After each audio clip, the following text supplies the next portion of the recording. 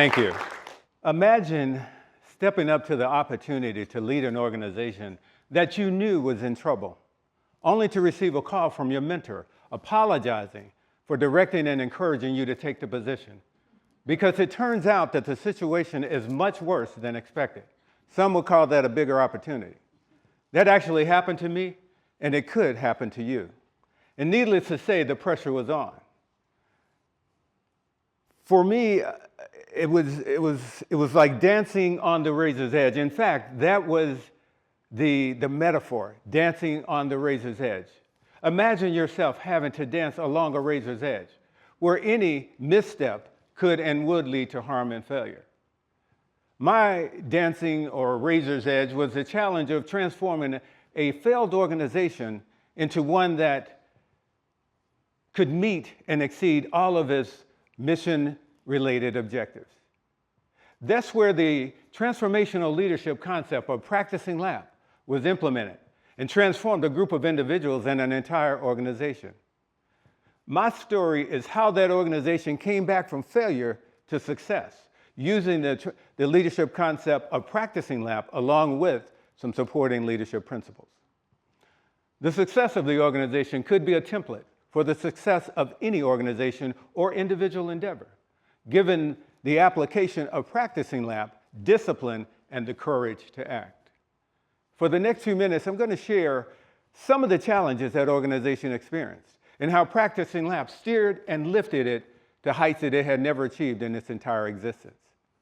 The 80+ personnel embodied the full spectrum of demographic differences to include age, gender, race, religion, and socioeconomic status. The organization's performance history was marginal to satisfactory, and it had failed its most recent readiness inspection. A failure of that type carries with it two obvious conclusions: a failure of leadership and a failure of mission. And a reinspection is ordered and will occur within 24 months. I was installed as the organization's newest commander with 18 months to that reinspection. And the overarching question for myself was, if I lead, will they follow? During my first meeting with the members of the entire organization, I shared with them that we could become an outstanding organization, and we could indeed get an outstanding rating on our next readiness inspection. And then I shared with them the leadership principle of the committed few versus the uncommitted many. And the essence of that thought is the committed few with an inspired vision over time can and will influence the uncommitted many. Next, I share with them the leadership principle of being a part of something great. And that's being a part of an endeavor with an inspired vision that's striving to do something great. The story I shared with them definitely epitomizes that principle, and it was this. I was 12 or 13 years old and played in a Little League Championship baseball game right here in Clarksville. It was the bottom half of the last inning, and the score was tied. I was the leadoff batter, and somehow I managed to get to first base. Then I stole second base, but it was very, very close. Next, I was hit to third, and the only thing that mattered when I got to third base was I represented the winning run. Coach Best, we knew that a hit or a steal to home plate were our only options to win the game in that particular inning. Coach Best, yes, that was the coach's name. He called us a steal play to home plate at the first opportunity. 56 years later and counting, I cannot remember what that opportunity was. But I do remember having to slide into home plate head first to make it. I was called safe, and the celebration began. To my surprise, Coach Best had picked me up high in the air, and he was shouting, "We won," repeatedly. Our players and our fans were jumping up and down. Dust was flying all over the place, and our parents were going absolutely wild. My mother actually fainted during the excitement. That is the truth. But get this. On that day, the other team experienced as great a loss as we did a win. And both teams seemed to recognize the undeniable fact that everyone left all of their individual will and collective efforts to win on the field that day. And that realization yielded a measure of humility and respect for everyone that played in that game. That experience certainly represented being a part of something great early on in my life. And it also taught me that I must give all that I have to give and leave it all on the field of life, win or lose. I shared that story with the members during that first meeting because I wanted them to understand that we collectively had to give all that we had to give for the next 18 months and leave it all on the field with respect to the reinspection. Last and most importantly, I shared with them the leadership concept of practicing LAP. Again, leadership, accountability, and professionalism. And I conceived and created that concept with the intent to inspire the continuous development of the leader within each of us. Practicing LAP is a manifestation of the natural leadership from within that's servant-based, relational, visionary, and inspiring.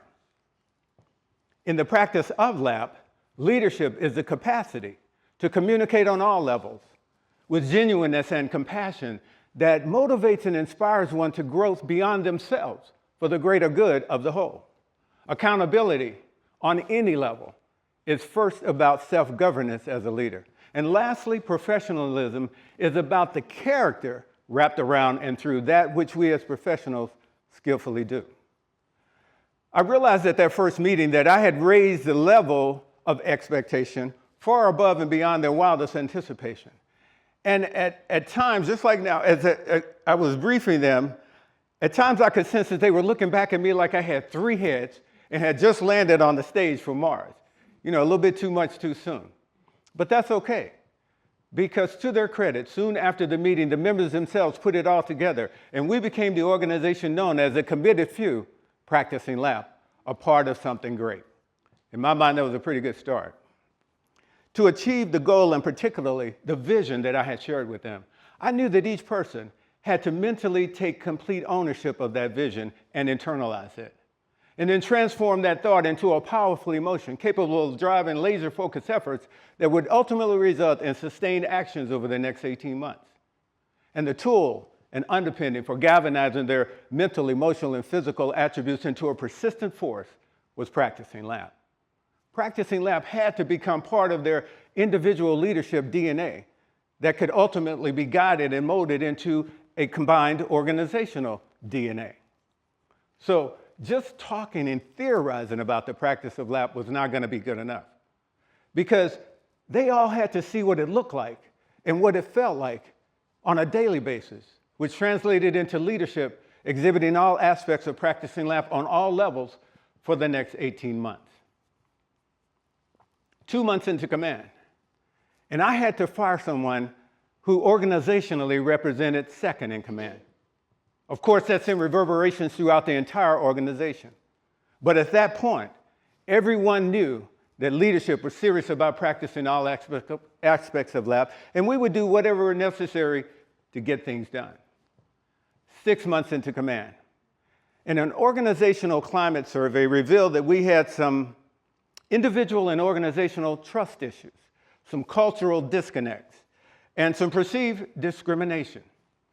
When a leader finds him or herself in that situation, you must practice LAP as the leader by clearly communicating your expectations, exhibit accountability by being the example, and display professionalism by conveying a firm, sincere, and convincing message. In essence, you must walk the talk. 5 months to the inspection, and we were losing momentum because more energy was focused on individual efforts and programs than on contributions to the whole. And in contemplating and pondering how to relate to them that it's not about the me, but all about the we, one day I had the thought of writing the word me down on a sheet of paper. On the other side of that same sheet of paper, I wrote the word we. And the epiphany is, you can flip the me upside down or downside up, and it will always reveal the we. So at our next organizational meeting, I was sharing with them that we have to flip our me energy into a we energy. And that at that precise moment, I had the word me that was written on the bottom half of a flip chart, flipped upside down to reveal the we. And instantaneously, they got it. And that demonstration seemed to refocus their thought processes and galvanize the organization into a collaborative force going forward. That demonstration certainly was a pivotal moment for everyone. 3 months to the inspection. And 3 months in, we had a couple of setbacks. Yeah, we had a couple of setbacks that were beyond our control. But nevertheless, it seemed to shake the confidence and the resolve of our members to the point that everyone was asking, what else could happen before the inspection? After hearing this, I was compelled to make a speech entitled, "No Excuses Wrapped in the Practice of LAP." And when I finished that speech, I was shaking. And there was nothing but silence for a few seconds. And then came the chants from the members. The 459th AMDS, the committed few practicing LAP, are part of something great. I knew at that moment that each one of them had mentally taken complete ownership of the vision and internalized it. It was powerful, it was priceless, and it was transformational. I was told after that speech that it closed the door of doubt and hesitancy for everyone, at least for the moment. 1 month to the inspection. And by all accounts, our conservative assessment revealed a score of 96 with a 3% error rate. Then something remarkable happened. Self-doubt started to creep in among the members against all evidence that we were as good as we had assessed. In fact, some could not believe that we could or would score as high as we had assessed on the actual inspection. Now, their thoughts and their emotions were understandable, given that the organization had operated at the marginal to satisfactory level for its entire existence. And those thoughts and emotions could and would become pervasive if left unchecked. So I was compelled to make one last speech before the inspection. And it was a rallying speech. In essence, I explained it this way. We did it, therefore it is possible, and we can and will do it again. End of speech. And in case anybody's wondering out there, yes, that was a rallying speech. All right? I'm just saying. Well, after that speech, I went back to my office, and because of everything that had transpired over the last 17 months, the thought came to me that this entire experience was like dancing on the razor's edge, and I wrote it down. The actual inspection was scheduled for 3 days with an out brief on Sunday morning. When the inspection team showed up on Sunday morning, the chief inspector came into my office, closed the door, sat down, and asked me what I thought we had scored. I immediately said an outstanding. She said, "What do you think the actual score is?" I said, "Well, given our two surprises, I think we scored a 94. She said, "No, you did not get that." And there was a pause. In what seemed like a lifetime, but in the same sentence, she said, "You did get a 93, and that is an outstanding." My whole body said, "Wow," without making a move or blinking an eye. No kidding. And my first thought was how great it was going to be for the members to hear that. And I have to tell you, every time I go back to that moment, I get chills, just like I have right now. Every time. After briefing my boss, we briefed the entire organization. And as we walked into that auditorium, I could feel the energy of anticipation from every person in that room. The chief inspector took the stage and started briefing. When she finished, she paused and asked them the same question that she had asked me. Before anybody could say anything, as if they would, something started rolling and rolling on that giant screen that was on the stage. And as it rolled and rolled, it got larger and larger. When it stopped rolling, "Outstanding" showed up in all caps and exceptionally large letters, and the entire room erupted. Everyone was jumping up and down, laughing, crying, and overcome with joy. Their excitement reminded me of that Little League Championship baseball game. And I was so excited and proud of all of them because they all had been through so much for so long. In my mind, it was another championship game completed, a winning run scored. This was the first time in Air Force history that an organization came back from a failure to an outstanding rating on a reinspection. In fact, some have called it legendary. That experience certainly represented being a part of something great for everyone who participated.